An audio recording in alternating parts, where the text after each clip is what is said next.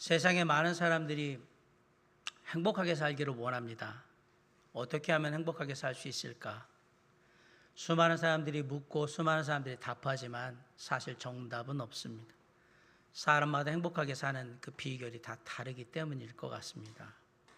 세계 최고의 부자라고 불리는 마이크로소프트의 창업자 빌 게이츠와 함께 세계 최고의 부자 1, 2위를 다투는 아마존의 창업자 제프 베이조스라는 사람이 행복하게 살 수 있는 비결에 대해서 얘기를 하면서 이런 얘기를 했어요. 결국 우리가 선택한 것들이 우리의 인생을 행복하게도 하고 불행하게도 합니다. 그러면서 행복한 인생을 살고 싶으면 이 세 가지를 꼭 기억하면서 선택하십시오 그랬는데, 첫째는 훗날 돌아봤을 때, 다음에 돌아봤을 때에 가능한 한 후회하지 않을 선택을 하시기 바랍니다. 얘기했어요. 대부분의 사람들이 현재에 있는 상황 속에서 자꾸 선택을 하는데, 그렇게 되면 실패한 선택을 할 때 가능성이 높다. 할 수 있다면 미래를 바라보고 그리고 선택을 하는 것이 나중에 후회하지 않을 선택이 될 것이다 라는 얘기고요. 두 번째, 미래를 기준으로 선택을 할 때는 반드시 무엇이 있어야 되냐면 비전이 있어야 한다. 비전이라는 건 미래의 뭔가를 선택할 때 기준이 되는 거라는 얘기예요. 그러니까 내가 이런 생각이 있고 이런 것을 하려고 하고 이런 마음이 있기 때문에 미래에 이것을 선택한다라는 그 기준이 뭐냐? 그걸 비전이라고 얘기를 했습니다. 세 번째 선택의 방법은, 그리고 후회하지 않고 중요한 선택을 하려고 한다면 자꾸 물어봐라. 과연 이게 옳은 선택일까? 그리고 이렇게 했을 때 내가 지금 당하게 될 어려움은 무엇일까? 미래에 얻게 되는 것은 무엇일까? 내가 사업을 그만두고 뭐 다른 걸 한다든지, 뭐 직장을 그만두고 사업을 한다든지, 다른 곳으로 이직을 한다든지 뭔가 할 때는 계속해서 미래를 바라보면서 그런 질문을 던지면 실패하지 않는 그런 선택을 하게 될 가능성이 높다라고 얘기를 합니다. 제가 왜 이야기를 드리냐면, 세계에서 제일 부자도 행복하게 사는 비결이 선택이라고 얘기하는 거 보면 이 사람도 소소한 선택 속에서 때로는 좀 불행하고 내가 잘못했구나 이런 생각으로 마음이 좀 가라앉지 않았을까라는 생각도 해봅니다. 사람들 모두는 행복하게 살기를 원하거든요. 우리는 로마서 3장까지의 말씀을 통해서 우리를 향한 하나님의 귀한 선물이 있다라는 사실을 알게 됐어요. 행복하죠? 하나님의 귀한 선물이 우리에게 있었거든요. 그리고 이 선물을 믿음으로 받은 사람들은 의롭다 하심을 얻고, 그리고 하나님 안에서 평안하게 행복하게 그렇게 하나님을 섬기며 살았던 겁니다. 로마서 3장 28절은 이렇게 말씀을 마무리합니다. 그러므로 사람이 의롭다 하심을 얻은 것은 율법의 행위에 있지 않고 믿음으로 되는 줄 우리가 인정하노라. 오늘 본문은 의롭다 하심을 얻고 평안하고 행복한 삶을 주님 안에서 살았던 사람들, 그 사람들이 누구일까 궁금해하는 것에 대해서 사도 바울이 하나님의 뜻 가운데 보여주는 본보기들이 나와 있습니다. 몇 사람이 나오는데, 이 사람들은 과연 어떻게 의롭다 하심을 얻고 하나님 안에서 평안하고 행복한 삶을 살 수 있었을까요? 그 첫 번째 인물이 아브라함입니다. 아브라함은 믿음으로 의롭다 하심을 얻고 행복하게 평안하게 살았다라고 얘기를 합니다. 아브라함은 행위가 아닌 믿음으로 의롭다 하심을 얻은 좋은 본보기로 지금 소개가 되고 있습니다. 아브라함은 십계명과 같은 율법이 생기기 이전에 살았던 사람입니다. 사도 바울이 특별히 아브라함을 이렇게 주목하게 한 이유는 이스라엘 백성들이 아브라함을 자신들이 생각할 때는 가장 존중하고 가장 인정받을 만한 사람으로, 그렇게 위대한 사람으로 삼는 그런 인물이 바로 누구냐? 아브라함이기 때문에 사도 바울이 지금 예를 든 거예요. 이스라엘 사람들에게 아브라함의 영향력은 절대적인 거예요. 아브라함을 절대적으로 신뢰한단 말입니다. 이스라엘 사람들이 생각할 때 아마 우리가 행위로 뭔가 해서 하나님 앞에 인정받음으로 하나님의 나라에 갈 수 있는 사람이 이 세상에 있다면 그것은 아마 아브라함일 것이다, 이렇게 얘기할 정도로 그렇게 믿는 사람인 말. 그런데 아브라함은 이스라엘 사람들의 조상일 뿐만 아니라 우리 믿는 자들의 믿음의 조상이기도 합니다. 그런 아브라함은 과연 어떻게 하나님 앞에서 의롭다 하심을 얻을 수 있었을까요? 오늘 본문은 육신적으로 혈통적으로 완벽했던 믿음의 조상 아브라함이 정작 육신적으로 혈통을 가지고 얻은 것은 하나도 없다라고 지금 얘기를 합니다. 우리 1절과 2절 한번 읽어볼까요? 시작. 그런즉 육신으로 우리 조상인 아브라함이 무엇을 얻었다 하리요? 2절.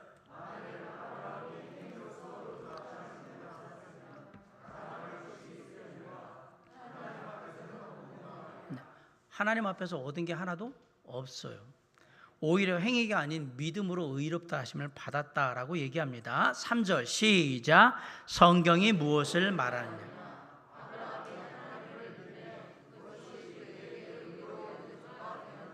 네, 믿어서 의로 여겨졌다라고 얘기를 합니다. 아브라함이 과연 어떤 삶을 살았을까 살펴보려면 우리가 창세기에 아브라함에 대한 이야기로 돌아가야 합니다.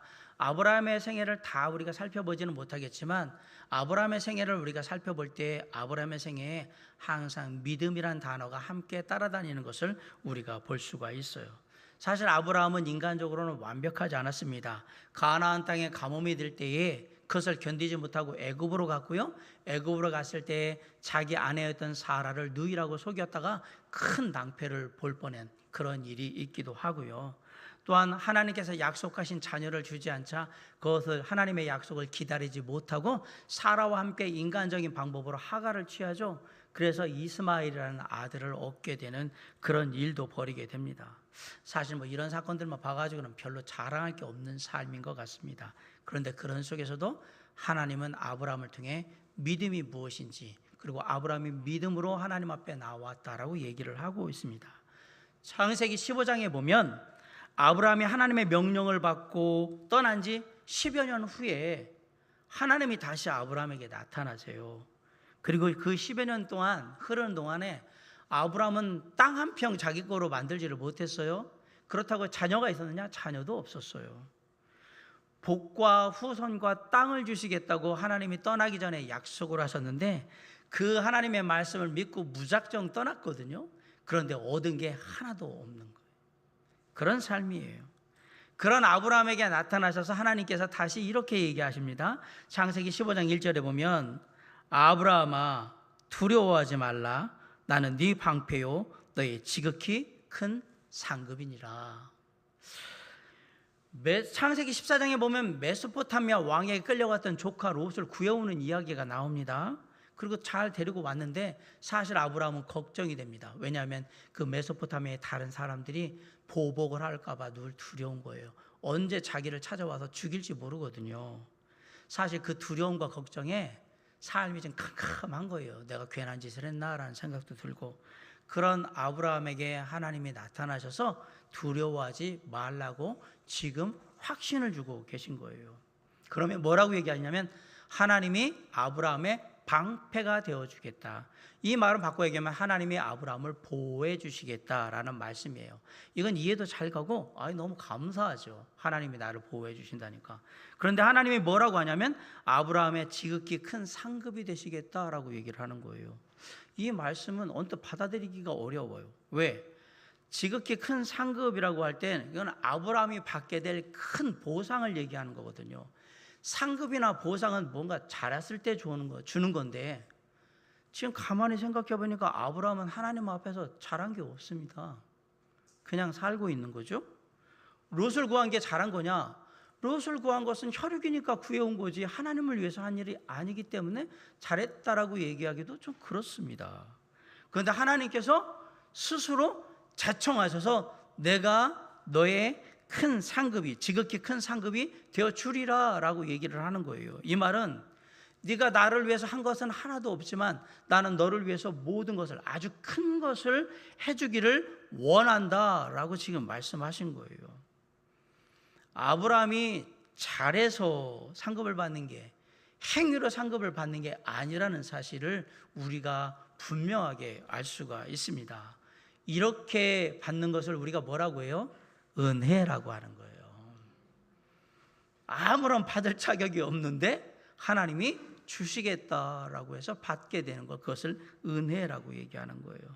연이어서 창세기 12장에서 약속하셨던 말씀 그대로, 보낼 때 약속하셨던 말씀대로 아브라함에게 자손도 줄 것이요 땅도 줄 것이요 그리고 엄청난 축복도 내가 너희들에게 내려주리라고 약속을 하시면서 다시 상기시켜줘요. 그런데 중요한 것은 그 다음이에요. 아브라함이 이 모든 하나님의 말씀을 다 듣고 아멘 하고 받아들였다라는 얘기입니다. 창세기 15장 6절에 아브라함이 여호와를 믿으니 여호와께서 이를 그의 의로 여기셨다라고 되어 있습니다. 아브라함이 하나님이 말씀하신 것을 다 아멘 하고 믿음으로 받아들이자 하나님께서 그것을 의로 여기셨다 이 얘기예요. 이런 아브라함의 믿음을 하나님이 무척 기뻐하셨어요. 그리고 뭐로 여기셨어요? 의롭다 칭하신 거예요. 참고로 여기서 여겼다라는 말은 원래 뜻이 뭐냐면 장부에 기록해 놓는다라는 얘기예요. 세물하다 뭐 이런 뜻이거든요.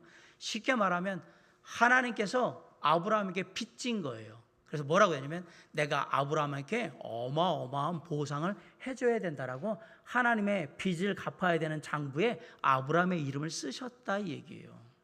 의로 여겼다 이 얘기는. 내가 의로 여겨졌다라는 얘기는 하나님의 어마무시한 보상을 받을 대상자가 됐다라는 얘기입니다. 왜 아멘을 안 하십니까? 목사님 뭐 받은 게 있어야죠. 맨날 보상해 주신다 뭐한다 얘기는 하시는데 받은 게 있어야죠. 아니요. 의로 여겼다라는 얘기는 하나님께서 지금 장부책에 우리의 이름을 써놨다라는 얘기입니다. 사랑하는 성도 여러분, 여러분의 이름은 하나님의 장부책에 들어있습니까? 아멘으로 대답하시는 분들은 이미 큰 보상을 받기는 대상자가 되어 있는 거예요. 얼마를 받을지 모르겠어요. 꼭 돈이 아닐지도 몰라요. 어마무시한 보상을 받게 될 거예요. 3절에 보세요. 다 같이 한번 읽어볼까요? 시작. 성경이 무엇을 말하느냐.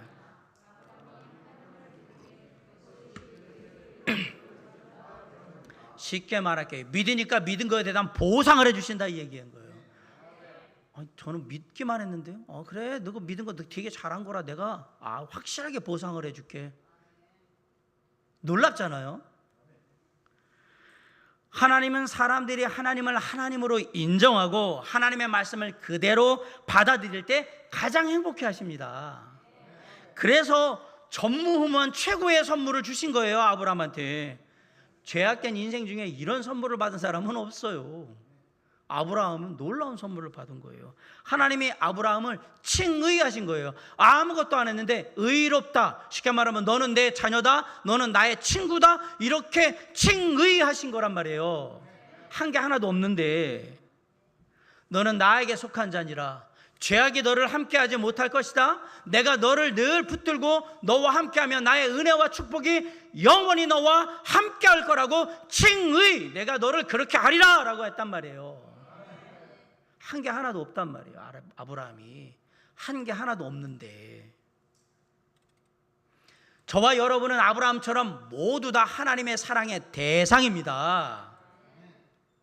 우리 모두는 아브라함같이 하나님의 약속을 믿고 칭의를 받은 사람들이에요. 하나님의 자녀로 구원받은 사람들이란 말이에요. 이 말은 아브라함이 하나님의 친구였다는 얘기는 우리도 하나님의 친구가 된다라는 얘기입니다. 칭의를 받았기 때문에. 그런데 누구나 원한다고 하나님의 자녀나 하나님의 친구가 될 수 있는 건 아니에요. 오직 믿음으로 하나님이 그렇게 하신 줄 믿고 감사함으로 받겠습니다. 아멘 하면 칭의를 받는 거예요. 믿음으로 의롭다 하심을 받는다. 그렇게 한 사람만 받는 거예요. 그렇게 믿음으로 의롭다 하심을 받은 사람은 세상이 빼앗아갈 수 없는 평안과 행복 가운데 주님하고 잘 살더라. 그 첫 번째 비결이 아브라함을 통해서 보여준 거예요. 믿음으로 얻은 의롭다 하심, 칭의를 마음껏 누리시기 바랍니다. 그리고 항상 당신의 사랑하는 자녀의 음성에 귀 기울이시고 함께하며 살피시는 그 주님과 함께 동행함으로 늘 평안하고 행복한 삶을 이루시기를 주님의 이름으로 간절히 축원합니다. 자, 첫 번째 행복하게 사는 비결 아브라함이 보여줬어요. 믿음으로 의롭다 하심을 얻고 저는 행복하게 살게 되었습니다 라고 얘기한 거예요. 그러자 이제 두 번째 또 하나의 사람을 비유로 듭니다. 다윗은 은혜로 의롭다 하심을 얻고 행복하게 살았어요. 본문 4절과 5절은 믿음의 원리와 율법의 원리를 설명하고 있습니다. 우리 4절 5절 한번 읽습니다. 시작. 일하는 자에게는 그 삭시 은혜로 여겨지지 아니하고 5절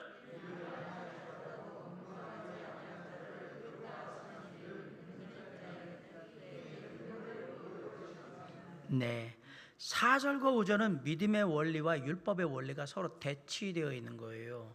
율법의 원리는 여기서 일하는 자라는 얘기는 율법, 행위, 노력하는 사람 말하는 거예요. 자기가 스스로 노력해서 삭을 받는 거예요. 삭, 보상을 받는 거예요. 반대로 믿음의 원리는 오직 믿음으로 하나님의 선물인 칭의가 주어지는 거예요. 하는 게 하나도 없단 말입니다. 완전히 서로 반대로 작용하는 거예요. 한쪽은 뭔가를 하고 한쪽은 하나도 하는 게 없는 거예요. 하나가 작동하면 하나는 작동이 안 돼요. 믿음의 원리와 율법의 원리는 동시에 같이 작용을 할 수가 없습니다. 그래서 절대로 둘은 같이 갈 수가 없는 거예요. 그런데 율법의 원리는 나중심의 원리예요. 쉽게 얘기하면 내가 하나님이 되면 돼요. 내가 하나님이 돼서 그냥 내가 다 하면 돼요. 내가 다 하시면 돼요.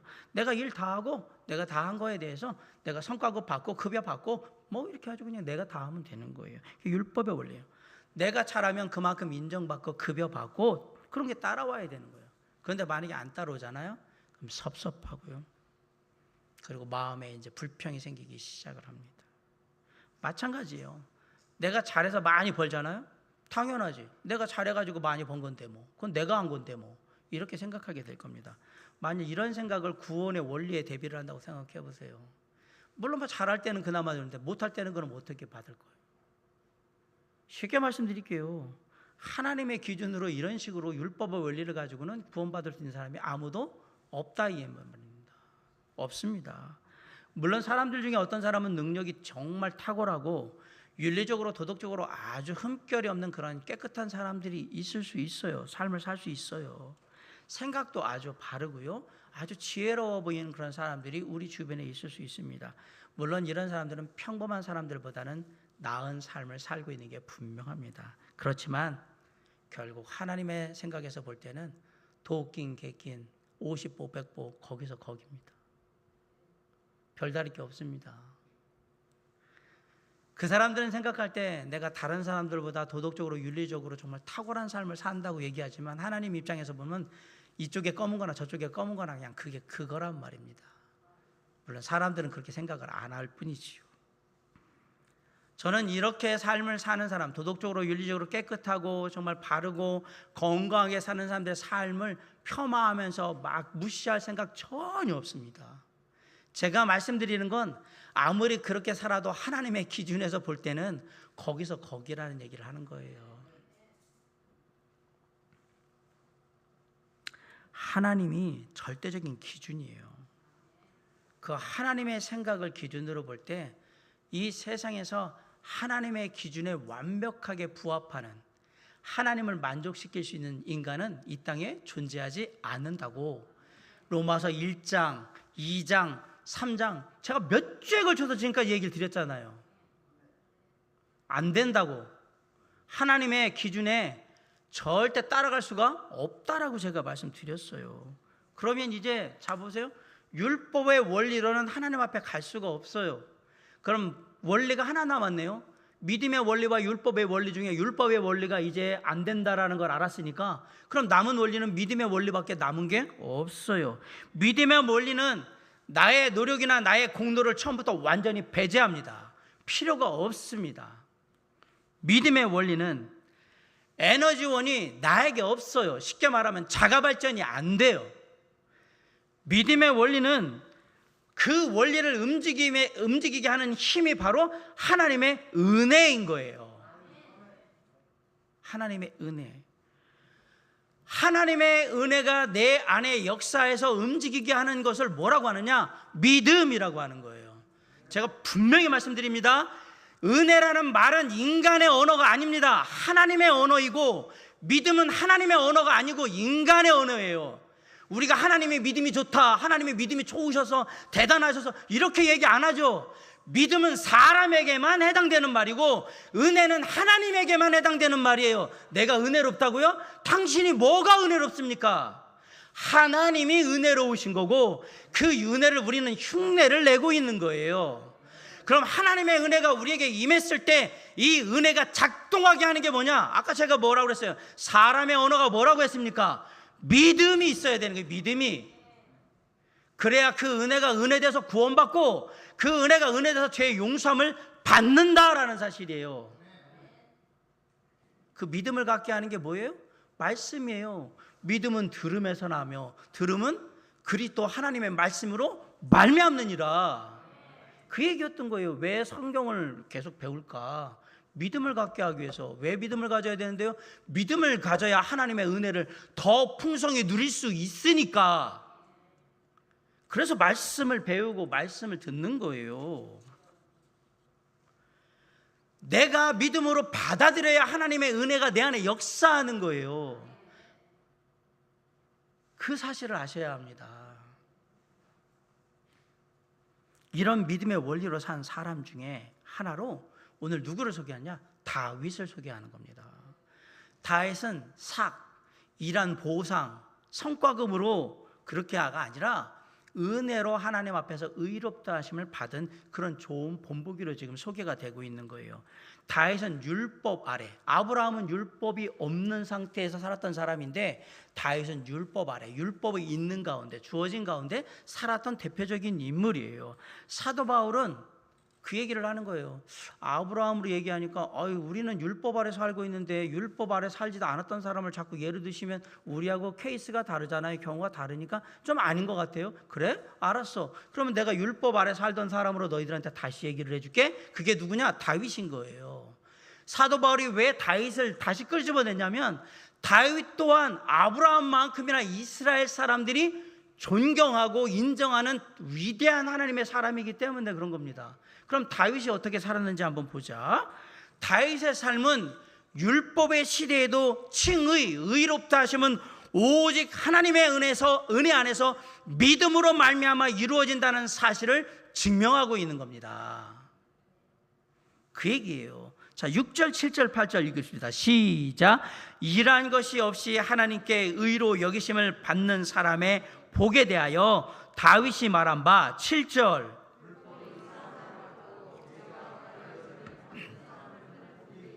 8절.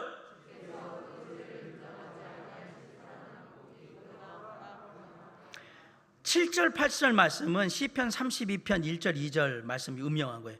일한 것이 없이 하나님께 의로 여기심을 받은 사람, 이게 누굴까요? 다윗이 얘기했잖아요. 이게 나라고. 내가 그런 복을, 나 한 거 하나도 없는데 하나님이 나를 의롭게 여기셨어. 내가 지금부터 그게 어떻게 이루어진 건지 얘기해 줄게.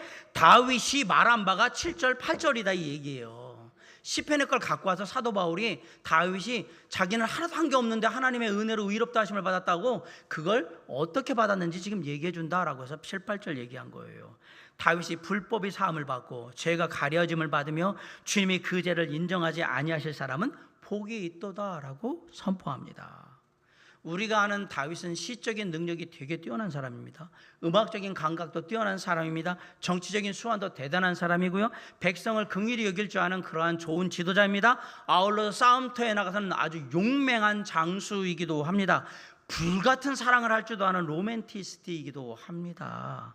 그런데 다윗의 위대함은 이러한 재능이나 수완이나 그의 성품에 있지 않습니다. 다윗은 우리의 아내 밧세바를 간통하는 사건을 저지르게 되는데요, 그로 인해서 선지자 나단에게 책망을 받습니다. 쉽게 말하면 하나님의 책망을 받게 돼요. 그 책망 속에서, 그 죄악 속에서 다윗은 깨달아요. 자신의 죄악을 용서하실 수 있는 분은 오직 하나님 한 분뿐이라는 사실을 깨달아요. 그리고 또 하나를 깨닫습니다. 이 죄악은 내가 하나님 앞에서 죽을 수밖에 없는 죄악인데도 불구하고 하나님께서 은혜로 자신을 용서하시고 살려주셔서 자신이 이렇게 있는다라는 사실을 깨닫게 된 거예요. 그래서 뭐라고 얘기하느냐? 불법의 사함을 받고 죄가 가려짐을 받은 사람들은 복이 있도다. 내가 그렇게 내가 불법을 저질렀고요, 죄를 범했는데 하나님께서 은혜로 이 불법을 용서해 주셨고요, 죄를 가리워 주셨어요. 저에게 그런 축복이 임했습니다. 저는 행복합니다. 이런 주님의 은혜를 입어서 행복합니다. 그 얘기를 하는 거예요. 다윗은 하나님의 은혜로 의롭다 하심을 받은 사람인 겁니다. 오직 우리 하나님만이 우리의 죄악과 허물을 덮으실 수 있습니다. 구약시대에는 동물의 피로 사람의 죄와 허물을 덮는 그런 일들을 했었습니다. 근데 신약시대에는 예수 그리스도께 오셔서 이 모든 제사를 한 번에 끝내셨죠. 예수 그리스도 당신의 보혈로 모든 죄와 허물을 다 덮으신 거예요. 씻어내신 거예요. 다윗이 얘기해요. 자신은 자신의 죄와 허물을 용서받을 자격이 없는 사람인데도 불구하고 주님께서 크신 은혜를 베푸셔서 자신은 용서받게 되었다. 다윗은 눈물과 통곡으로 하나님 앞에 자신의 잘못을 아릅니다. 제가 잘못했습니다. 용서하여 주시옵소서. 그리고 용서의 은혜를 통해서 전보다 더욱더 깊이 주님에 대해서, 그 은혜에 대해서 깨닫게 된 거예요. 그렇게 깨닫고 난 다음에는 행복한 삶을, 평안한 삶을 살게 됩니다. 우리도 다윗처럼 행복한 삶을 살 수 있습니다. 내가 처음 예수 만났을 때 생각해 보세요. 예수님이 먼저 내게 오셔서 나의 죄를 용서해 주시고 그리고 나를 하나님의 자녀 삼아 주셨습니다. 그런 자녀된 우리가 다시 또 죄를 지으면서 하나님을 멀리 떠날 때 주님이 우리를 외면하지 않으시고 다시 오셔서 내가 너를 사랑하노라, 나에게 오라 라고 하면서 우리의 또 죄를 다 용서해 주시잖아요. 그래서 우리에게 이렇게 얘기하잖아요. 요한일서 1장 9절, 만일 우리가 우리 죄를 자백하면 그는 미쁘시고 의로우사 우리 죄를 사하시며 우리를 모든 불의에서 깨끗하게 하실 것이요. 믿는 자들에겐 그것을 주신 것이고, 하나님을 믿지 않는 자들에겐 이렇게 말씀하신 거예요. 계시록 3장 20절, 볼지어다 내가 문 밖에 서서 두드리노니 누구든지 내 음성을 듣고 문을 열면 내가 그에게로 들어가 그와 더불어 먹고 그는 나와 더불어 먹으리라. 내가 그 모든 것을 다 할 수 있느니라. 예수님이 아버지와 같은 마음으로 우리의 마음의 문을 두드리고 계신 거예요. 내가 너에게 은혜를 베풀리라. 내가 너에게 은혜로 의롭다 칭함을 주리라. 우리 주 예수 그리스도께서는 우리를 얼마든지 용서하실 수 있는 은혜로운 하나님이십니다. 내가 고백만 하면, 내 죄악을 인정하기만 하면 그 순간 예수 그리스도의 그 놀라우신 용서의 은혜가 우리에게 부어지고 우리는 하나님과의 관계를 회복하여서 하나님의 자녀가 되게 되는 것입니다. 다윗에게 임한 하나님의 선물, 그것은 용서와 회복이라는 하나님의 은혜였습니다. 우리에게는 우리를 용서하시고 우리를 회복시키시는 놀라운 또 하나가 있어요. 주님의 십자가. 우리 주 예수 그리스도의 십자가 앞에 나아갈 때 우리는 용서받게 되고요, 우리는 회복되게 되는 거예요. 다윗이 은혜로 의롭다함을 칭한 것처럼 우리는 예수 그리스도의 십자가의 보혈의 은혜로 의롭다함을 칭하고요, 하나님 앞에 나가게 되는 겁니다. 믿음으로 십자가를 바라보게 되면 그곳에 은혜가 임하여서 구원을 얻게 될 것이고요, 믿음으로 십자가를 바라보게 되면 그곳에 은혜가 임하여서 우리의 모든 죄악과 허물이 용서받아 다시금 하나님의 자녀로 깨끗하게 설 수 있게 될 것입니다. 그 은혜를 풍성히 누리는 저와 여러분의 삶이 될 수 있기를 주님의 이름으로 간절히 축원합니다. 자, 다윗은 어떻게 행복하게 살았습니까? 은혜로 의롭다 하심을 얻고 행복하게 살았어요. 세 번째로 이 얘기를 하는 거예요. 우리가 행복하게 살려고 그러면 하나 문제가 되는 게 의식인데, 의식이 아닌 믿음으로 의롭게 되는 겁니다 라는 얘기를 해줍니다. 바울이 말하고 싶은 건 그거였던 거예요. 사람들이 행사나 의식을 참 좋아하거든요. 어디서 뭐 한다 그러면 뭐 하는데 그러고 보고 싶어 하고요, 그리고 거기서 뭐 확인하고 싶어 하고 막 그래요. 특별히 우리 민족은 종교성이 되게 뛰어납니다. 그래서 좋은 산이나 좋은 계곡에 가면 그냥 계곡 같은 데 이렇게 산에 가다가 그냥 돌멩이 이렇게 주워가지고 계속 돌탑도 쌓고, 신기한 나무가 있거나 뭐 바위 같은 게 있으면 거기다가 초 갖다 놓고 쳐놓고 또 비나이다 뭐 소원 들어주면 막 이렇게 또 기원을 하기도 하고 그렇습니다. 그래서 사람들이 굿을 좋아하고 천도대진한다고 하고 제물을 가지고 와가지고 제사 지내고 막 그러는 거예요. 그런데 유대인도 의식으로서 할례를 아주 소중히 여겼어요. 너무 할례를 의식으로 소중하게 여긴 나머지 이 할례는 이방인과 우리를 구분하는 상징이 되고, 그리고 이 할례를 받은 것이 우리를 의롭게 한다라고 생각했던 거예요. 그래서 유대인들은 그게 자랑했던, 너 할례 받았어? 안 받았지? 할례도 안 받은 주제, 이런 식으로 얘기했던 거예요. 근데 이런 유대인의 모습이 뭔가 낯설지가 않아요. 너 오늘 교회 갔다 왔어? 예배 드렸어? 안 드렸지? 너 봐라, 이번 주에 벼락 맞을 줄 알아라. 너 다리 부러질지도 몰라. 너 사고 날 거야. 너 몸 조심해라. 오늘 예배도 안 드렸는데 하나님이 가만 안 두실 거야. 거꾸로 그래도 오늘은 내가 여러 가지 바쁜 일이 있음에도 불구하고 예배 드리러 오고 또 이렇게 와서 나름 또 준비한 헌금도 드리고, 지난 주간에는 또 아무개 형제한테 전화도 하면서 내가 또 안부도 묻고, 또 어제는 와가지고 교회 청소도 하고, 그러니까 이전보다는 내가 그래도 이런 거 한 거 보니까 덜 악한 것 같고, 그리고 좀 양심의 꺼리낌도 좀 덜한 것 같고, 내가 좀 깨끗해진 것 같고, 예배 드리니까 확실히 내가 깨끗해진 것 같네. 좋은데? 그럼 혹시라도 이번 주에 내가 예배 드리고 내가 했으니까 뭐 중간에 잘못한 거 하나 있거나 또 죄진 거 있으면 하나님이 살짝 좀 감해 주시거나 또 눈 감아 주시지 않을까? 이런 생각을 하십니까? 그럼 유대인하고 똑같은 짓을 하고 있는 겁니다. 어떤 분은 주의 만찬을 하면 자기가 깨끗해진다고 생각을 합니다.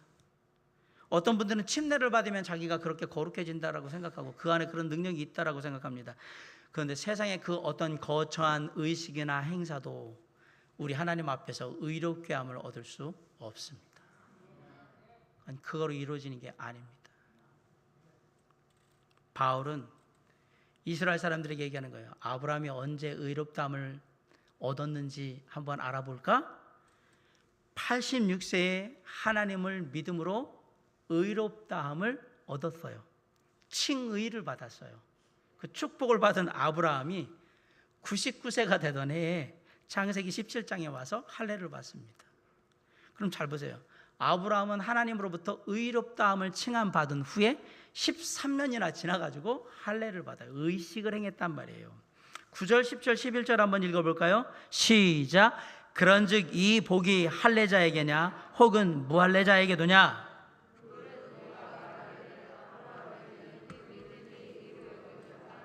10절.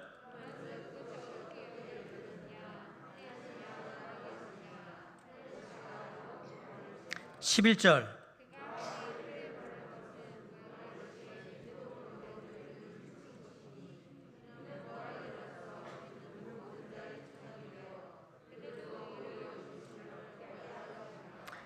아브라함이 의롭다 칭함을 받은 건 무할례자, 할례 받기 전에 하나님의 선물로 받은 거다, 이 얘기를 하는 거예요. 할례와 의롭게 칭하는 건 아무 상관이 없다. 의식과 의롭게 되는 것은 아무 상관이 없다. 아브라함은 무할례자일 때 칭의, 의롭다 하심을 얻었습니다. 그렇다면 우리는 성경으로 말하면 무할례자거든요. 우리도 당연히 칭의, 의롭다 하심을 아브라함처럼 받을 수 있다. 그 얘기를 하는 거예요. 믿음으로. 12절 시작. 또한 할례자의 조상이 되었나니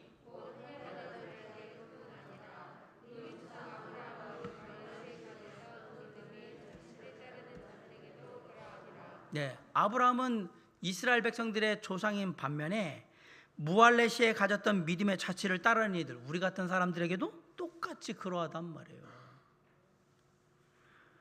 의식에 상관없이 믿음으로 말미암아 의롭다 하심을 얻고 아브라함은 주님 안에서 평안하고 행복한 삶을 살았다, 이 얘기입니다. 예배를 드리고 40일 금식 기도를 하고 100일 기도를 하고 철야 기도를 하고 부흥 집회를 하고, 그리고 나름대로 어떤 경건의 시간을 딱 정해서 막 그렇게 하고 다 소중합니다.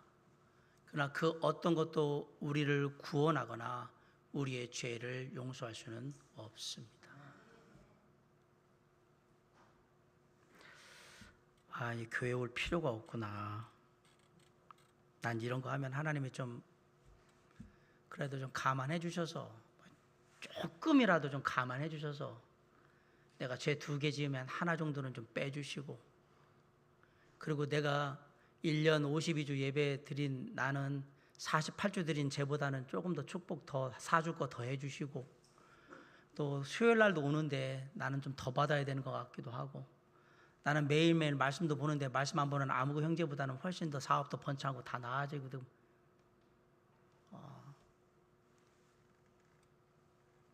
아무 효력이 없어.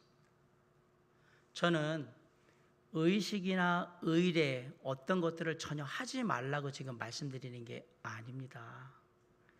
의식이나 의례가 정말 중요한데 그 의도, 동기가 올바라야 한다라고 얘기하는 거예요. 예배 드리는 게 내가 지난주에 잘못한 거 다 용서받고 그 다음에 앞으로 지을 거에 대한 탕감받기 위한 저축성으로, 그래서 내가 예배 드리고 헌금하고 뭐하고 그런다면 이건 율법의 행위가 된단 말이에요. 그러면 하나님 앞에 의롭다 하심을 받을 수 없기 때문에 아무 효력이 없다라고 말씀드리는 거예요. 유대인들은 할례 받아서, 하나님은 그래서 뭐 어쨌다고? 저 할례 받았잖아요. 그래서 어쨌다고? 아니 저 할례 받았다고요. 하나님의 백성이란 표식으로 할례 받았. 그래서 어쨌다고? 네가 지금 어떻게 살고 있는지가 중요하지. 아니 그래도 할례 받았는데 좀 어떻게 뭐 점수라도 좀 기본 점수라도 주시고 좀 얘기. 그게 나하고 무슨 상관이냐고. 구원받으면 끝입니까? 아니에요. 우리의 삶에 우리가 하는 하나하나가 다 하나님 앞에서 다 해결이 돼야 되는 문제들인 거예요. 구원받았다고 끝이냐? 아니요. 구원받았다라는 것은 그렇게 용서받을 수 있는 은혜, 특권, 자격을 우리가 갖고 있다라는 얘기지, 내가 하나님 앞에 그것을 구하지도 않고 바라지도 않는데 이게 뭐 자동적으로 내가 그냥 막 그러는데 된다, 그게 아니란 말이에요. 유대인들은 할례 받은 게 만병통치약이었던 거예요. 다 된다고 생각했던 거예요. 아닙니다. 아브라함의 삶이 의롭다 하심을 받은 건 의식이나 의례를 하기 이전에 이미 의롭다 하심을 믿음으로 받았다는 사실을 잊으시면 안 됩니다. 갈라디아서 3장 17절에 율법이 언제 왔느냐? 아브라함이 믿음으로 하나님의 은혜 가운데 의롭다 하심을 받은 후 430년이 지나서 율법이 왔단 말이에요. 그 얘기를 해요. 이 말은 뭐냐면 율법이 하나님의 약속 언약을 절대 앞설 수 없다 이 얘기예요. 무슨 말이냐?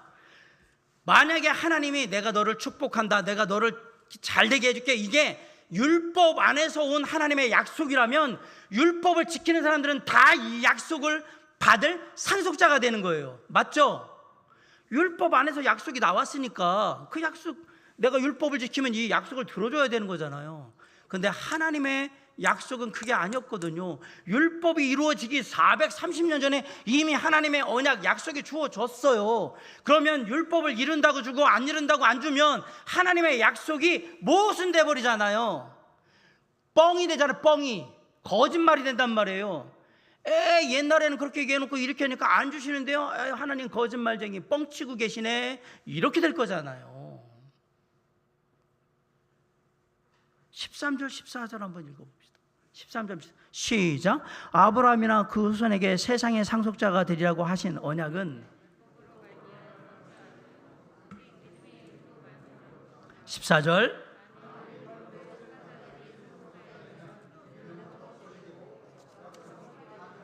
그 말입니다. 제가 지금 드린 얘기가 하나님의 언약 약속이 율법에 따라서 주어진다고 그러면 뭐하러 믿냐고요. 그냥 행위만 하면 되지, 열심히만 하면 되지. 은혜가 뭐가 필요해요? 내가 한 만큼 받는 거지.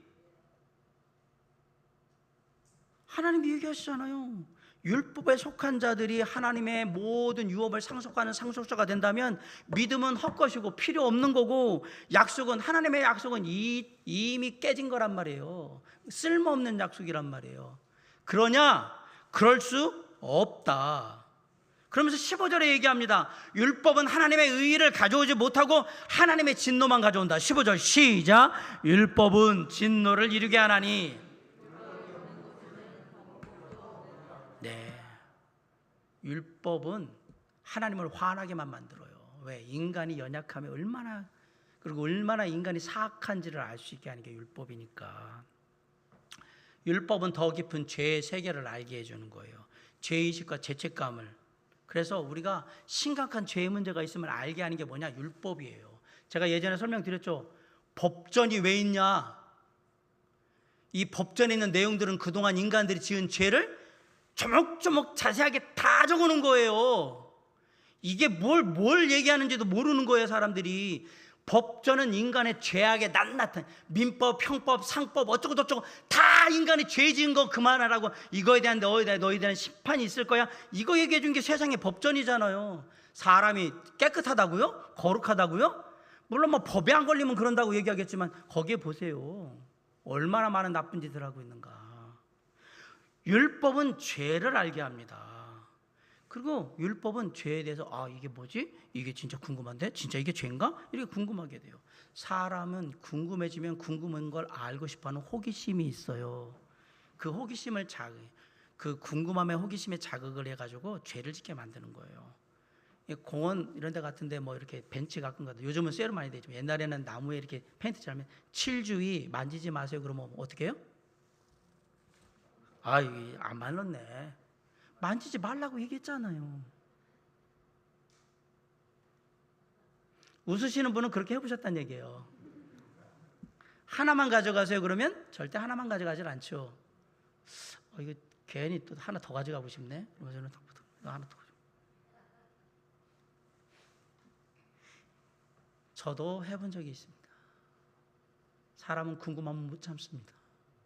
율법은 우리에게 죄의 궁금증을 계속 주는 거예요. 이게 죄가 어떤 맛일까? 이건 어떤 기분이 들까? 이걸 해보면 이러면서 자꾸 죄에 대한 호기심을 자극해가지고 죄를 짓게 만드는 거예요. 당연히 율법의 죄의 호기심을 자극해서 우리를 끌고 가니까 우리가 좋은 곳에 가겠습니까? 죄악된 곳으로 자꾸 가게 돼. 그러면서 우리 깨닫죠. 율법은 죄악을 알게 하는구나. 이렇게 깨달으면 그 다음에 십자가를 바라볼 텐데 거기에 죄악의 호기심에 계속 빠져가지고 가면 십자가를 바라보지를 못하는 거예요. 반면에 하나님의 약속은 일방적입니다. 그냥 우리를 사랑하셔서 우리에게 오셔서 그냥 믿으면 다 의롭다 칭하여 주시는 거예요. 네가 죄인이든 아니든 그런 상관이 없어. 그냥 하나님을 믿으면, 내가 그렇게 한 것을 너희가 믿으면. 제가 지난주에도 얘기했잖아요. 하나님의 선물로 그냥 믿고 받아? 글쎄요, 제가 뭘 보고 당신을 믿으셔야 될까요? 잠깐만요. 생각 좀 하고요. 내가 이걸 받아야 될지 말아야 될지 생각 좀 하고요. 내게 무슨 도움이 되나? 나 저거 잘못하면 안 되는 것 같아요. 혹시라도 여기다 받는다고 선물이라고 해놓고 여기다 폭탄 넣는 거 아니야? 제 인생 터뜨리려고? 막 이런 식으로 하면 이건 하나님을 향한 우리의 대답이 아닙니다. 단순하게 간단하게 하나님이 선물을 주시면 아멘 그러고 받는 거예요. 아브라함이 아멘, 내가 너한테 다시 말한다, 자손도 줄 거고 땅도 줄 거고 축복도 해줄 거야. 아멘. 그것을 하나님은 기쁘게 여기시며 의로 여기셨다. 하나님은 그렇게 의로운 자가 됐고요, 그 의로움을 가지고 남은 여생 평생 영원히 주님을 사랑하면서 행복하게 살았다 얘기입니다. 결론은 이겁니다. 아직도 하나님의 언약 약속은 유효하다는 얘기입니다. 자, 아브라함이 이 언약 약속을 언제 받았다고 했어요? 율법 이전에 받았다고 했죠. 우리의 행위와 수고와 노력과 아무 상관이 없다라고 얘기했죠. 마찬가지예요. 아브라함이 율법 이전에 이 언약을 통해서 의로운 자가 돼서 그걸 누렸다면 우리도 똑같이 아브라함처럼 믿음으로 그것을 선택하면 되는 거예요. 그러면 우리도 똑같이 누릴 수 있게 된다라는 사실입니다. 만약에 율법으로 하나님의 모든 것들을 누릴 수 있는 상속자를 고른다 그러면 율법의 기준으로 얼마나 많이 했나, 얼마나 잘했냐, 얼마나 오래 했냐 이런 거 따지면 탈락자들이 무수하게 많이 나올 거예요. 아닙니다. 다 탈락입니다.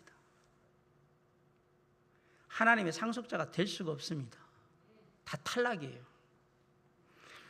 그런데 우리가 하나님의 은혜로 믿음으로 말미암아 의롭다 하심을 얻었잖아요. 그럼 탈락할 걱정이 하나도 없습니다. 왜? 우리는 율법으로 의롭다 하심을 받은 자들이 아니기 때문에.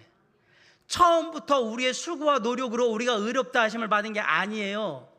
그렇기 때문에 율법의 기준이 우리에게 적용되지를 않아요. 그렇게 된단 말이에요. 하나님의 은혜로 시작된 건 하나님의 은혜로 끝나는 거예요. 그 사이에 사람의 수고와 행위와 노력 같은 그런 율법이 들어가면 안 되는 거예요. 믿음으로 의롭다 하심을 받은 모든 사람들은 다 하나님의 상속자이들입니다. 그게 우리의 믿는 자들의 정체성이고 그게 우리가 가지고 있는 거예요. 우리가 든든하면서 우리의 딱 백으로 딱 하나님 놓고 우리가 뻐기는 이유는 바로 그게 우리한테 있기 때문에 그런 거예요. 내 삶이 잘 살고 못 살고를 떠나서 이미 나에게 하나님이 은혜로 믿음으로 의롭게 된 자들에게 상속자의 지위를 주셨기 때문에 그런 거예요. 더 받냐 못 받냐는 뭘로 돼요? 상급으로 되지만 이미 우리는 받을 게 있단 말이에요. 그래서 우리는 웃는 거고요. 우리는 절대 탈락할 염려가 없는 겁니다. 우리는 믿음으로 은혜로 의롭다 하심을 얻었기 때문에 그래요. 그게 하나님의 약속이기 때문에 그렇습니다. 그리고 그 믿음으로 살아갈 때에 하늘을 바라보면서 주님 언젠가 이루어질 줄 믿습니다. 그리고 장차 이 땅에 오실 그 주님과 함께 그 모든 것을 다 누리는 하나님의 상속자가 되면 되는 겁니다. 사랑하는 성도 여러분, 우리가 행복하게 살 수 있는 비결, 세상에서 돈 많이 안 가져도 여러 가지 많이 없어도 우리가 믿음으로 의롭다 하심을 얻고 은혜로 의롭다 하심을 얻었다면 그것만으로도 얼마든지 평안하고 행복하게 살 수 있다라고 얘기하는 겁니다. 그걸 사람들이 모르기 때문에 사도 바울이 지금 로마서에서 얘기를 한 거예요. 아브라함 봐라, 한 거 하나도 없이 믿음으로 그거 다 받잖니. 다윗 봐라, 얘는 죄까지 졌는데 그거 다 용서받고 다 받았잖니. 의식을 한다고? 아니야, 그게 아니야. 아브라함 봐, 그런 거 하나도 안 하고도 할례 받은 거 아무 상관도 없어서 그래도 의롭다 하심을 받았잖아. 하나님을 바라보라. 원래 하나님이 어떤 분인지를 깨달으라. 그래야 네가 그 믿음으로 은혜로 말미암은 그 구원을 감사하고 기뻐하며 그 구원의 은혜를 누리고 행복하고 평안하게 살 수 있을 것이다. 오늘 이 말씀을 들은 저와 여러분 모두가 주님 안에서 주님의 믿음의 은혜의 상속자답게 늘 영원히 평안하시고 행복하시기를 주님의 이름으로 간절히 축원합니다. 주께서 반드시 이룰 줄 믿습니다. 기도하겠습니다.